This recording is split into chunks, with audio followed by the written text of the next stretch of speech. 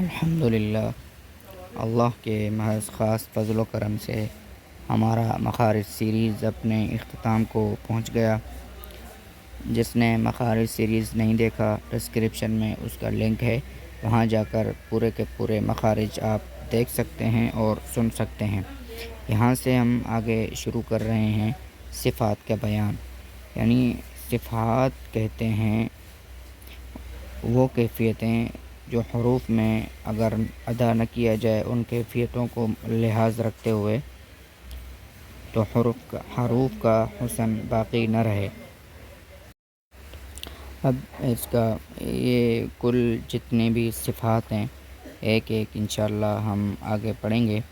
آج صرف اس سبق کا آپ کے سامنے خلاصہ بیان کیا جائے گا، یعنی حرفوں کی وہ حالتیں جو مخرج سے ادا ہوتے وقت ان کو پیش آتی ہیں، مثلا حرف کا نرم یا سخت یا پر یا باریک ہونا وغیرہ وغیرہ۔ کل صفات جو ہیں جن کیفیتوں سے حروف ادا ہوتے ہیں ان کیفیتوں کو صفات کہتے ہیں، اور وہ دو طرح کی ہیں۔ نمبر ایک، وہ صفت اگر ادا نہ ہو حرف میں تو حرف ہی نہ رہے، ایسی صفت کو ذاتیہ، لازمہ اور ممیزہ اور مقومہ کہتے ہیں۔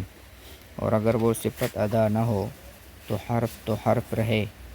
دوسری صفت کا یہاں بیان ہو رہا ہے، اگر وہ صفت حروف میں ادا نہ ہو تو وہ حرف تو رہے مگر یہ کہ اس کا حسن اور زینت باقی نہ رہے۔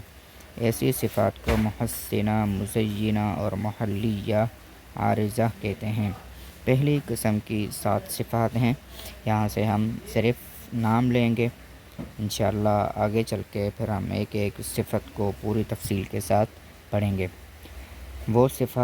اب ہم وہ صفات اور ان کے صرف نام لے رہے ہیں جن صفات کو اگر ادا نہ کیا جائے تو حرف ہی نہ رہے بلکہ وہ چینج ہو جائے، جیسے کہ نمبر 1 ہمس، نمبر 2 جہر، نمبر 3 شدت، نمبر 4 رخوت، نمبر 5 استعلاء، نمبر 6 استفال، نمبر 7 اطباق، نمبر 8 انفتاح، نمبر 9 اذلاق، نمبر 10 اسمات، نمبر 11 صفیر، نمبر 12 قلقلہ، نمبر 13 لین، نمبر 14 انحراف، نمبر 15 تکریر، نمبر 16 تفشی، نمبر 17 استقالت۔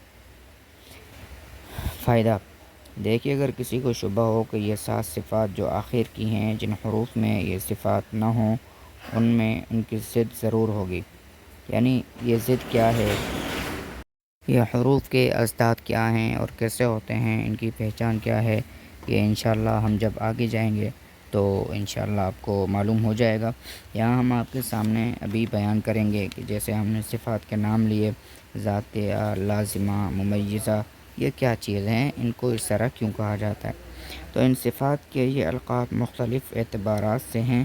ذاتیہ اور مقومہ دونوں کے معنی تو تقریباً ایک ہی ہیں، یعنی ایسی صفات جن کے ادا ہوئے بغیر حرف کی ذات کامل نہ ہو، اور لازمہ کہنے کی وجہ یہ ہے کہ ایسی صفات جو حرف میں ہمیشہ پائی جاتی ہیں، ان سے کسی بھی حالت میں جدا نہیں ہوتی۔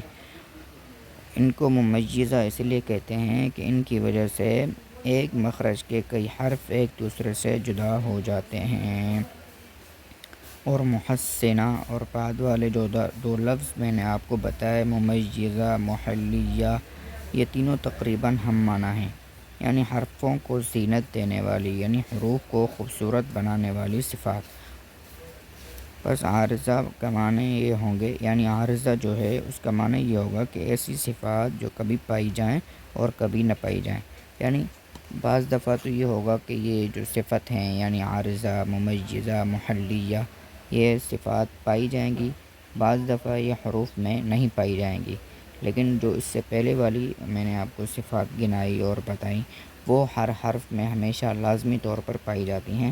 اگر ان صفات کو ادا نہ کیا جائے، ان کا خیال نہ کیا جائے تو حرف نہ رہے گا بلکہ حرف چینج ہو جائے گا۔